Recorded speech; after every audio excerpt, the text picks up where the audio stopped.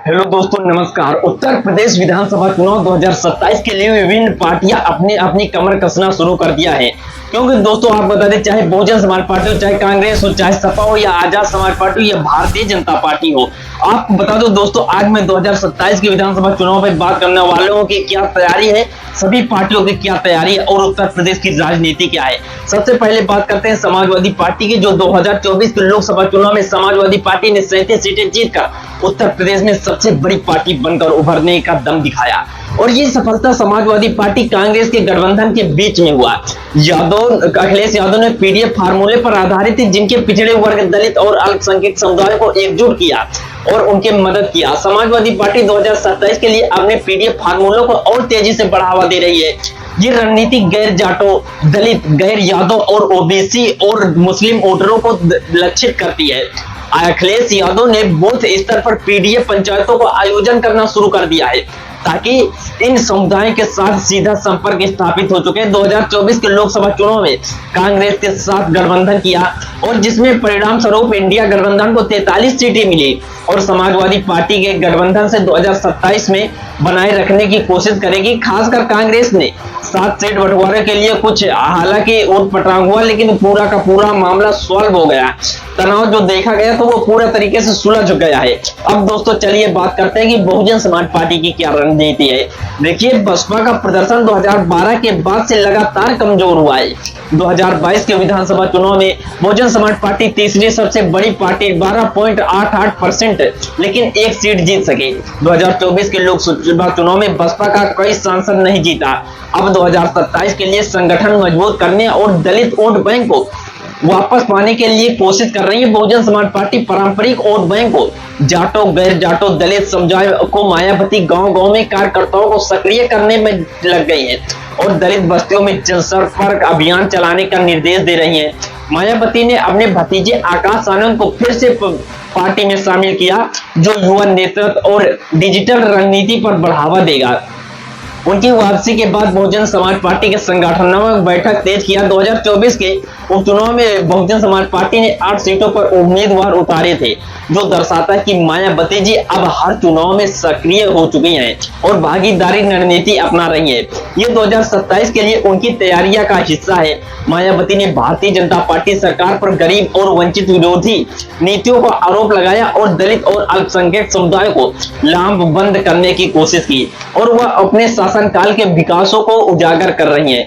Bahujan Samaj party 2019 में सपा के साथ गठबंधन किया था, लेकिन अब मायावती ने अकेले लड़ने का चुनाव ऐलान कर दिया है। हालांकि जरूरत पड़ने पर वो छोटे दलों के साथ गठबंधन का संभव हो सकता है। अब चलिए दोस्तों बात करते हैं कांग्रेस की क्या रणनीति है। कांग्रेस ने 2024 के लोकसभा चुनाव में सपा के साथ गठबंधन में 6 सीटें जीती। 2019 की तुलना में बेहतर प्रदर्शन था।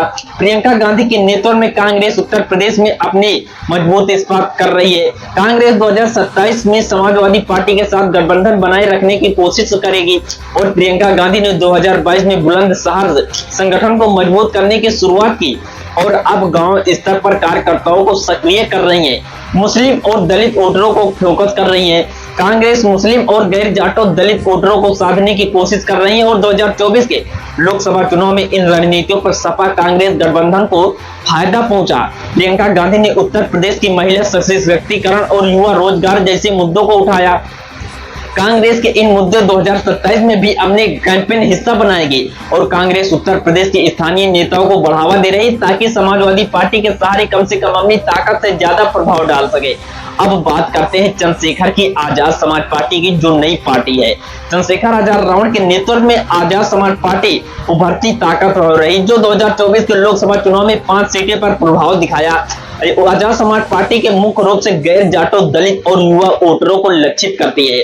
चंद्रशेखर आजाद रावण के युवा छवि दलित सशक्तिकरण का नाम आस्था है, जो नई ताकत बनकर उभर रही दलित बस्तियों में सक्रिय अभियान चला रहे हैं। आजाद समाज पार्टी बसपा के कमजोर संगठनों का फायदा उठाकर गैर जाटो और युवा दलित वोटरों को अपनी ओर आकर्षित कर रहे हैं। आजाद समाज पार्टी सामाजिक न्याय, शिक्षा और रोजगार जैसे मुद्दों पर लगातार आवाज उठाई रही है और अल्पसंख्यक समुदाय को लगातार हो रहे अत्याचार पर आवाज उठाती है। आजाद समाज पार्टी पश्चिमी उत्तर प्रदेश के पूर्वांचल अपने संगठन को मजबूत करने पर ध्यान दे रही है और यहाँ दलित आबादी अधिक है। आजाद समाज पार्टी एक नई पार्टी है और इसका संगठन अभी पूरी तरह विकसित नहीं हुआ है। बसपा और सपा जैसे स्थापित दलों को साथ जैसे होना चाहिए था। अब बात करते हैं दोस्तों भारतीय जनता पार्टी की। भारतीय जनता पार्टी 2025-22 के विधानसभा चुनाव में भाजपा 255 सीटें जीतकर बहुमत हासिल किया, लेकिन 2024 के लोकसभा चुनाव में उसे केवल 33 सीटें मिली, जो एक झटका था। अब भारतीय जनता पार्टी 2027 के लगातार तीसरी बार सत्ता हासिल करने के लिए हाईट्रिक मारने के लिए तैयार कर रही है। भाजपा के योगी आदित्यनाथ के नेतृत्व के हिंदुत्व का विकास और एजेंडे को आगे बढ़ाने के राम मंदिर, कानून व्यवस्था और लुधियानी ढांचे को प्रोजेक्ट जैसे पूर्वांचल एक्सप्रेसवे हुआ प्रवार हिस्सा बनाया है और 2024 के लोकसभा चुनाव में दलित और गैर यादव ओबीसी वोटरों को नुकसान होने के बाद भारतीय जनता पार्टी गैर प्रमुख एससी समुदायों को भी राजभर समुदाय को साधने की रणनीति बना रही है। पार्टी इकाई और अध्यक्ष के रूप से गैर प्रमुख एससी नेताओं को नियुक्त कर सकती है और भारतीय जनता पार्टी समाजवादी पार्टी कांग्रेस गठबंधन तोड़ने का नया कमजोर करने की कोशिश करेगी। इसके लिए वो स्थानीय स्तर पर नेताओं को एकजुट कर रही है और इसके पाले में रणनीति अपना रही है। बाकी आपकी क्या राय है कमेंट बॉक्स में जरूर दीजिएगा। मिलते हैं किसी नेक्स्ट वीडियो में, तब तक के लिए जय भीम।